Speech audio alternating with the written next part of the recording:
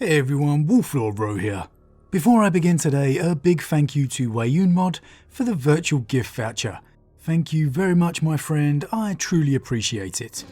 But on to Today we have a channel debut for the Adeptus Arbites, as the world of Mesmok reacts to the sudden arrival of mysterious refugees. Oh snap, you know I love nothing more than a good 40k mystery. And this latest installment of the Psychic Awakening is not disappointing.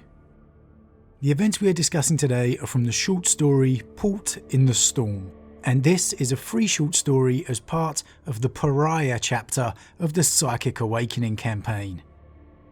As always, I really recommend you read the story for yourself first, as that's the best way to enjoy the lore for yourself. I'll put a link to the site in the description as always. But with that said, let's just jump straight in. Now, this story takes place on the Imperial world of Mesmok, like I said, as Sirius and the rest of his squad of Arbites are racing through the streets in their repressor transports to reach the site of a landed refugee transport. Through the squad's discussion, it's clear things are in a mess. This ship has landed without permission, and it appears it's not the only one. The men questioning why it's got to this point. Why didn't they just shoot it down? Maybe the governor was too busy to make a decision, or perhaps he just didn't know what decision to make. Either way, it's too late now, as the squad's repressor transport arrives on the scene. As they cleared the boarding hatch, Sirius and his squad looked over the scene laid out before them. The refugees' lander had come down amongst some partially cleared industrial wasteland. The ship's dishevelled human cargo had already started to disperse, angling away from the landing craft's hull.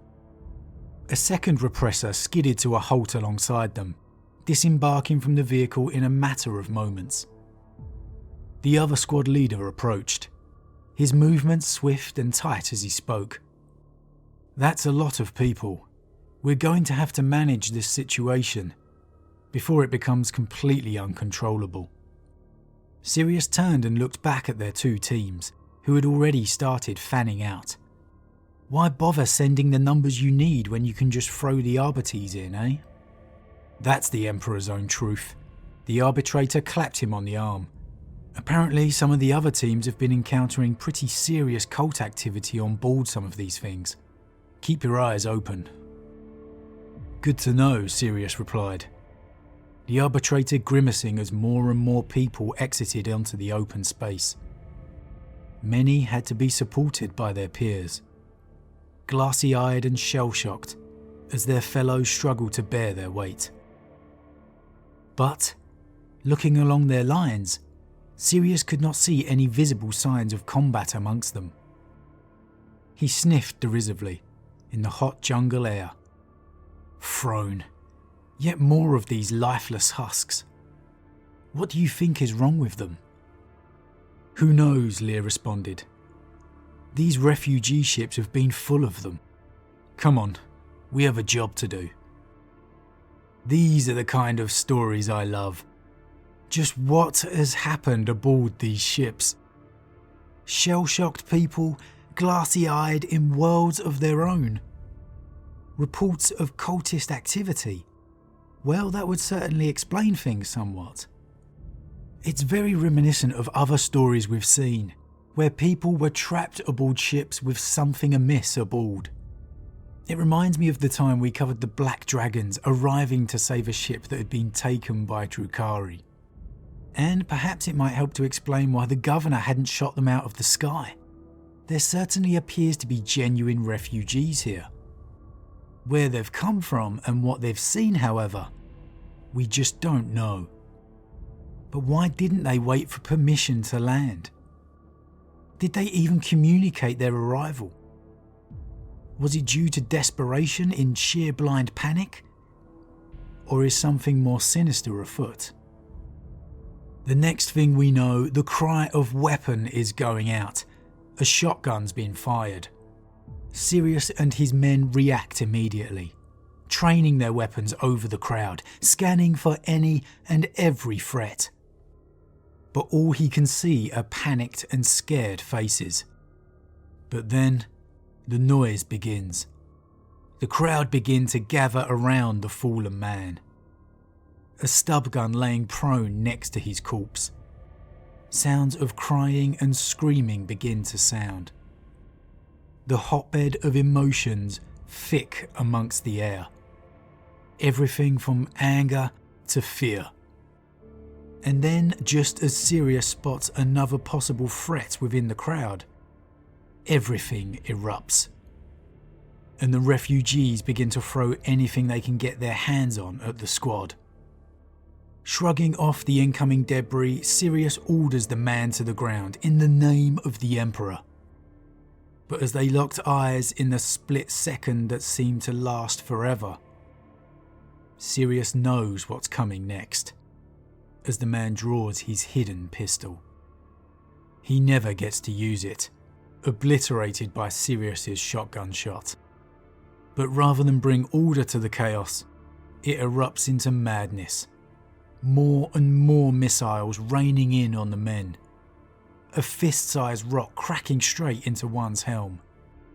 The situation fast becoming untenable for the Arbites, as the gunshots begin to ring out. One of his men, Yahern, falls to the ground, blood seeping from his armour. With little other option, the Arbites fall back to their waiting transports, shoving the wounded man inside first, as they pull back from the carnage. Inside, as they hurtle through the streets, the medic goes to work trying to save the officer's life. Reports of more unauthorised landings and conflicts erupting throughout the city fill the vehicle. Whatever quarantine they had tried putting in place was now in absolute ruins. And the reports of mutant covens they had been hearing certainly seems more than a coincidence now. An explosion racks the vehicle. The second repressor and the men it contained, nothing but a burning wreck. The driver of the one remaining repressor scrambles to get them going again, but it's no use. The right track's broken. They're sitting ducks to whatever it was that just destroyed their fellow squad. No other option, Sirius orders the men out into the street. If we're going to repair that track, we have to clear them out first, Sirius thought out aloud. What about those people back there? If what we've been hearing about these rampant mutations amongst the refugees is true, we can't just let them go. One of the other Arbites, Jova, spoke up. And how are we going to do that, the arbitrator snapped. There's only a handful of us. We don't even know why all these people are coming here. Yahern struggled to speak through his injury, immediately bursting into a coughing fit. I heard things on the Vox. Fragments of intercepts from the Landers crews. Denland spoke up pensively, the group turning to look at him. Something about a vast blackness, an emptiness. He pointed up to the sky. Out there. You think you're going to get any sense out of those people? Jova smirked. You saw the state they were in. They barely even knew where they were. They're probably heretics. There was something else too. Denland's tone had grown sombre. The other teams. They reported seeing some strange things amongst some of the escapees. Sirius regarded the enforcers coolly. It was no time for any of them to start cracking up under the pressure. Hold it together. Offer up a prayer if you have to.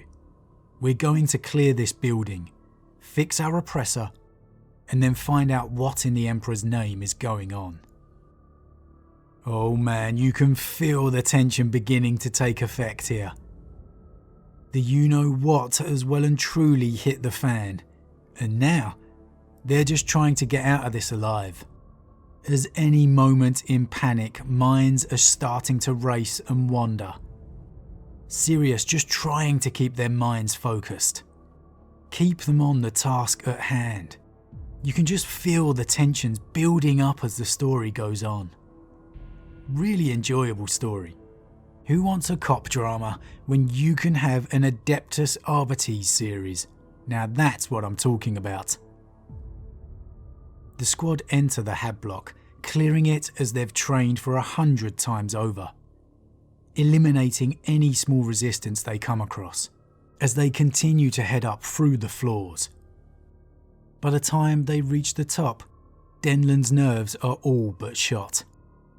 He can hear her voice. She says they shouldn't be here.